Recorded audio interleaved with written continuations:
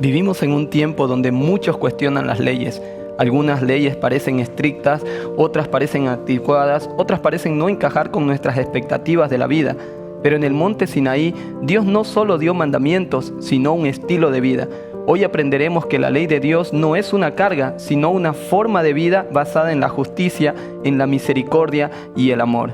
Debemos entender que los 10 mandamientos no son un sistema de prohibiciones, sino un sistema de amor y de relaciones en forma vertical con Dios y en forma horizontal con los hombres.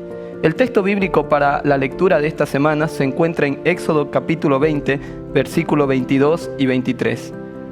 Jehová dijo a Moisés: Así dirás a los hijos de Israel: vosotros habéis visto que os he hablado desde el cielo. No os hagáis dioses de plata ni dioses de oro para ponerlos junto a mí.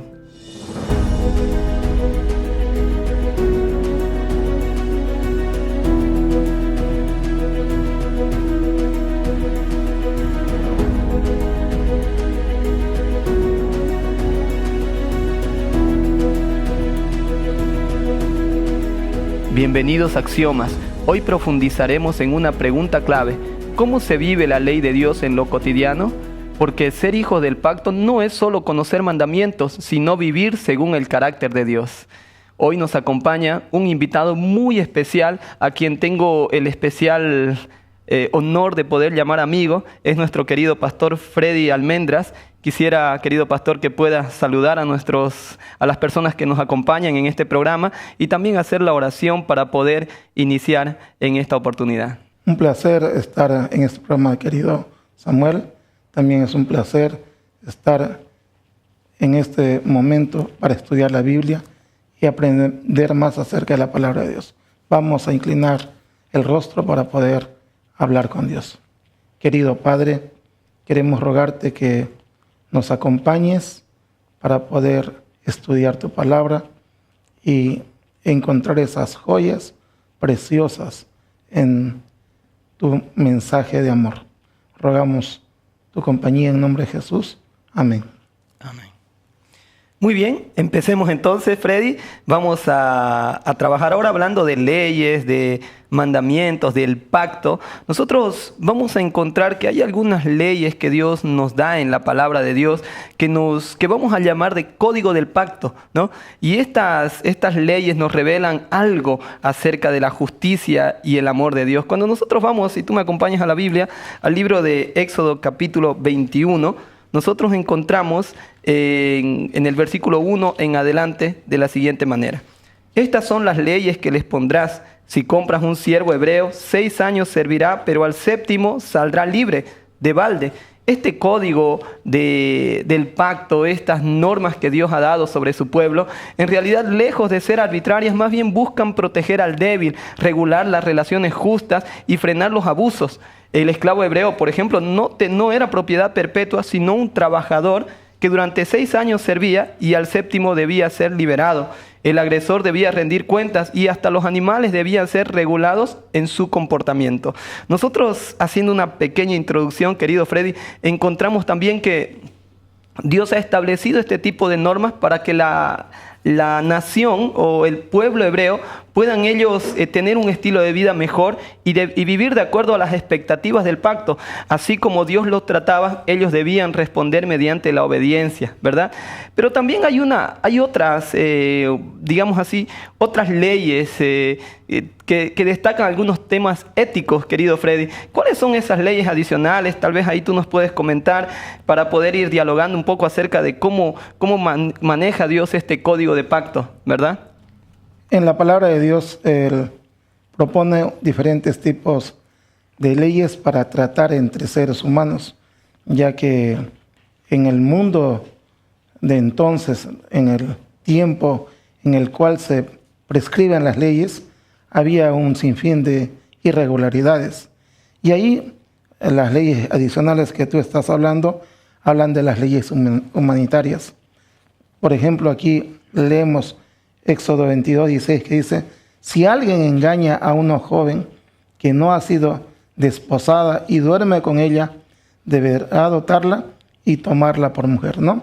Es un ejemplo de muchas otras leyes que hay, porque la idea era que el Señor quería mostrar a su pueblo la manera de poder realizar las cosas de manera correcta. Aquí se muestra el cuidado, el amor en el corazón de Dios. Muy bien, es verdad, Freddy. Cuando nosotros estudiamos, meditamos en las normas que Dios ha dado, también para usted, querido amigo que nos está viendo, nosotros tenemos que analizar y hacernos algunas preguntas. ¿Será que tanto usted como nosotros aquí somos justos en nuestras decisiones diarias? ¿Será que nosotros estamos pagando de la manera justa en cualquier interacción que nosotros tenemos? Recuerda, Freddy, que hay una frase muy linda que dice: pagar mal por mal es humano. Pagar mal por bien es diabólico, pero pagar bien por mal es divino. Dios espera esto de nosotros también como sus hijos, imitarlos en todo sentido, ¿verdad, Freddy? ¿Cómo podemos nosotros entender esta cuestión que tú nos estabas comentando? Hay una frase que está escrita en el libro de Elena G. de White, Patriarcas y Profetas, página 302, y dice: la justicia y la misericordia son el fundamento del gobierno de Dios. En otras palabras, debe haber justicia, pero también debe haber misericordia. No es que va a ser blando, la ley tiene que ser justa, pero a la vez misericordiosa.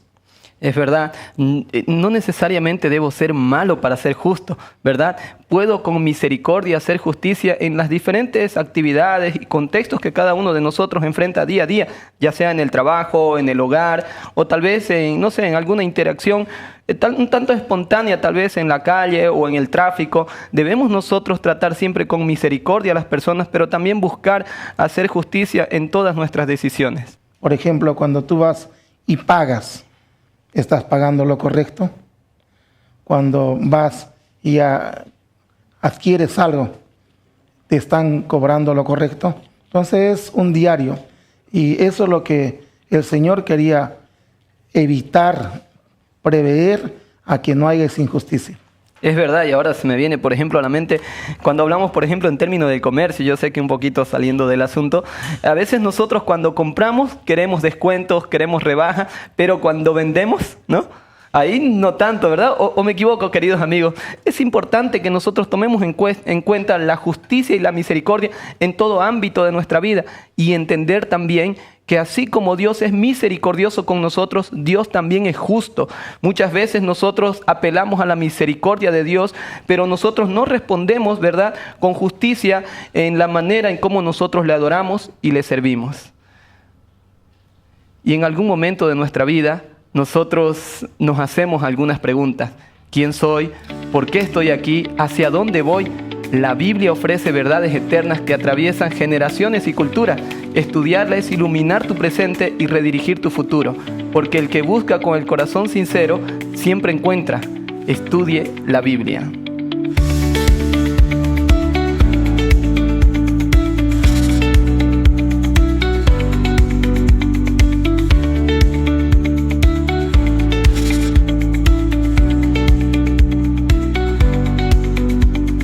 Muy bien, continuamos entonces con nuestro programa y ahora nos toca avanzar un poco ahí en la narración bíblica, en el estudio de esta semana, y nosotros vamos a hablar ahora acerca de un día especial.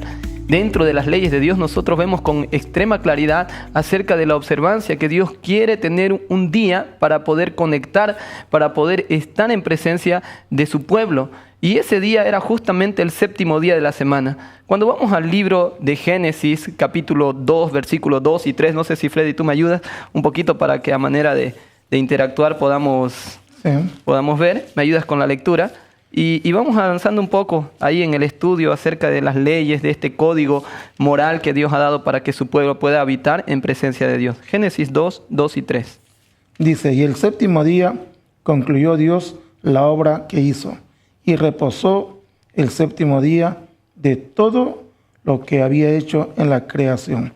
Entonces bendijo Dios el día séptimo y lo santificó, porque en él reposó de todo lo que había hecho en la creación.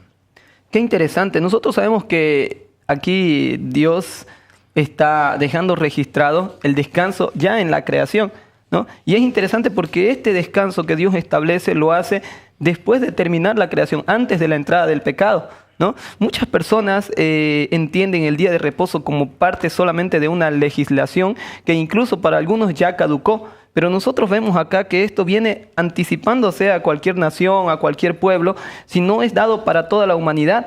Y hay un principio importante. Dios guarda con Adán y Eva el sábado justamente para recordarles que Él es su creador. Cuando vamos a Éxodo capítulo 20, nosotros encontramos que Dios le dice al pueblo, ¿verdad? Acuérdate del día de reposo para santificarlo, ¿verdad? Porque en 6 días hizo Dios. Hay un aspecto ahí de creación. O sea que en otras palabras, si tú vas por ejemplo al Nuevo Testamento, ves que justamente Jesús murió un viernes y descansó el sábado y resucitó el domingo. Vemos nosotros que hay un reposo divino, el sábado de la creación y el sábado de la redención.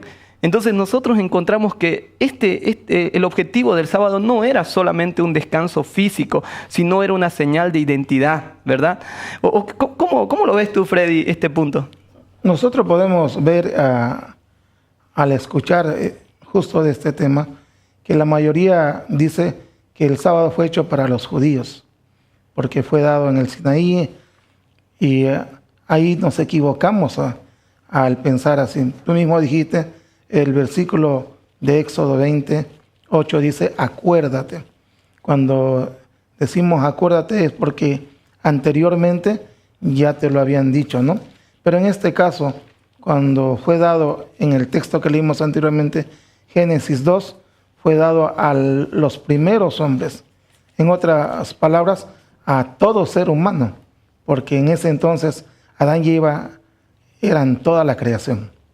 Es verdad, y es importante notar lo que tú dices, ¿no? Porque Marcos 2:27, por ejemplo, dice que el sábado fue hecho por causa del hombre y no el hombre por causa del sábado. Entonces no era una legislación solamente para poder obedecer, digamos, hacia Dios, sino también era un momento de encuentro, de comunión, de esperanza. Ese es el papel del día de descanso según las leyes que Dios estableció. Tanto es que la orden de guardar el sábado para el pueblo de Israel se repite justamente incluso antes de que haya sido dado el decálogo. Usted encuentra en Éxodo capítulo 16, yo le invito a poder revisar ahí, amigos, cuando Dios derrama el maná para poder alimentar a su pueblo. Él dice, los voy a probar para ver si andan en mis leyes o no. Pero las leyes recién serían dadas por lo menos un mes después en el Sinaí. Y entonces, ¿de qué leyes habla cuando les dice que no va a caer maná el 7º día? En este sentido, queridos amigos, usted que nos acompaña en el programa, entendamos que la observancia de algunos mandamientos, de todos los mandamientos, tiene una función más relacional para que nosotros podamos conectar con Dios y con el prójimo. Por eso es que la ley se resume en ello, ¿verdad? Amar a Dios y amar al prójimo. ¿Por qué? Porque es un sistema de relaciones más que un sistema de prohibiciones. Bien, para avanzar, Freddy, yo quería hacerte la pregunta, ¿cómo funciona aquello de la intervención de Dios ahí en la conquista de Canaán? Y ahí vamos avanzando un poco en el relato y encontrando algunas lecciones que nos dejan estos pasajes de la Biblia. Para poder empezar, leemos el capítulo 23, versículo 20 de Éxodo, que dice, yo envío mi ángel delante de ti para que te guarde en el camino y te introduzca a un lugar que yo he preparado. En otras palabras, está diciendo acá que no era el accionar del ser humano, no era con su fuerza, no era con sus cualidades, era una intervención de Dios a través del ángel.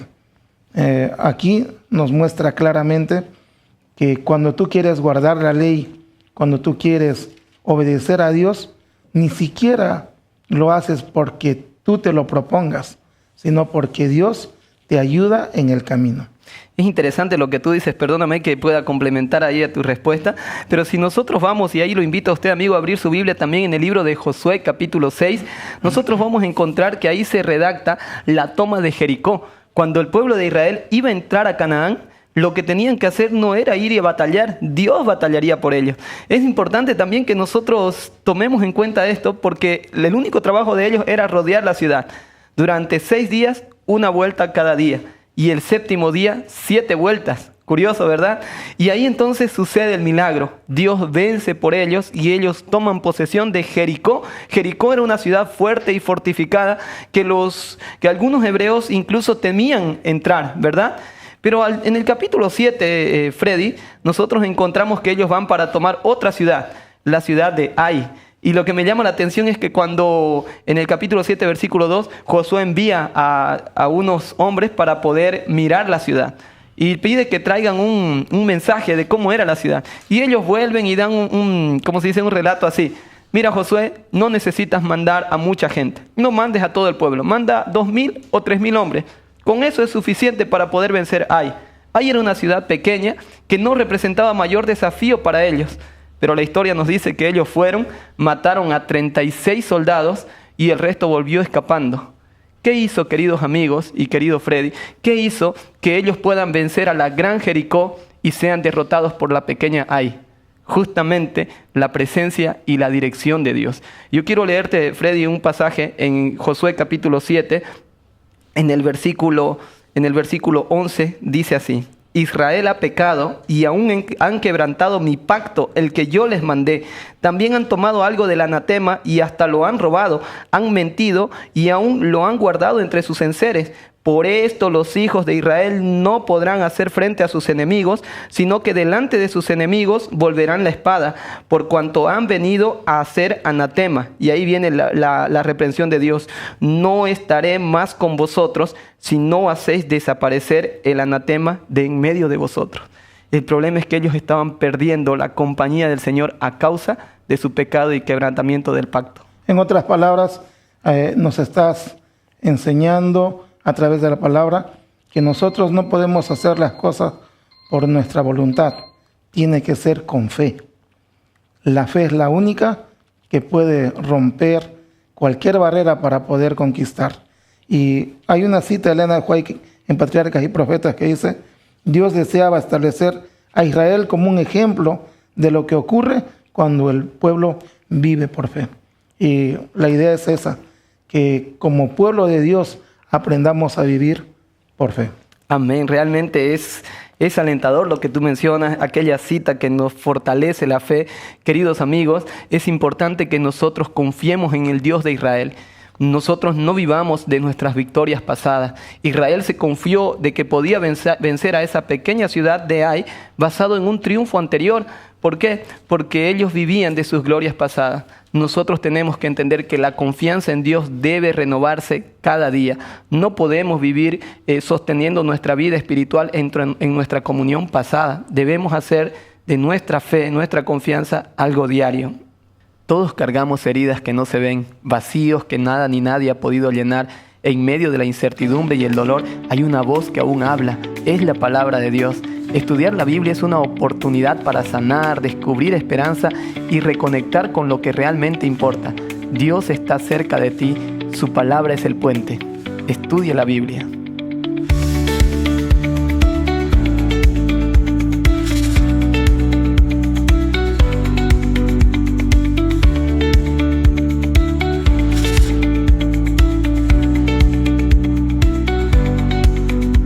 Estamos de retorno, queridos amigos, ya para el epílogo de este programa. Es un estudio fascinante, mucho por estudiar, mucho por aprender, pero necesitamos también terminar este programa. Pero no quiero cerrar, querido Freddy, sin antes hacerte algunas preguntas, ¿no? Yo quisiera que tú nos des un poco acerca de la visión que Dios nos da acerca de la recompensa y el castigo, porque cuando hablamos de mandamientos también tenemos que hablar, ¿verdad? De dos caras, digamos así, de protección, porque los mandamientos nos protegen, ¿verdad? Pero también de consecuencias, ¿verdad? Porque de alguna u otra manera los mandamientos y las leyes, tanto las divinas como las sociales, de alguna u otra manera nos imponen, ¿verdad? Una consecuencia, ¿no? Entonces, ¿cómo nos enseña o cómo ve Jesús esto del castigo y la recompensa en todo este contexto del código del pacto? Vamos a ir a dos textos para poder analizar. El primero, Mateo 6:4, que dice: para que sea tu limosna en secreto, y tu Padre que ve en lo secreto te recompensará en público. ¿A qué nos referimos con esto? Muchas veces queremos ser recompensados de manera pública, ¿no? Ahí está el hermano que pone una buena cantidad de ofrenda o de limosna, ¿no? Pero el Señor enseña claramente que las recompensas no deben ser dadas en este lugar o de esta manera, sino que debe ser lo contrario. En secreto debes dar la ayuda para que el Padre te recompense público. Dios quiere recompensar a sus hijos, pero no quiere que ellos tengan alarde, en otras palabras. No quiere que alardeen acerca de lo que hacen. Es verdad lo que tú dices, Freddy, y ahora se me viene a la mente, por ejemplo, que hoy en día vivimos en el mundo de la fama, donde todos queremos ser vistos.